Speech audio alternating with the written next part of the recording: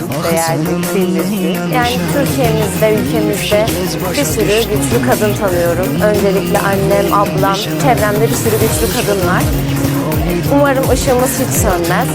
Ben de güçlü bir kadın olduğuma inanıyorum. İleride de çok daha güçlü bir kadın olacağıma ve ışık saçacağıma inanıyorum. Axı sənə mən neyləmişəm Deyib ki, gez başa düşdüm Ömrümü məhv eyləmişəm Bəlkə də məndən ayrı Həyatım yenidən başlar Sənə axı verməz alanlar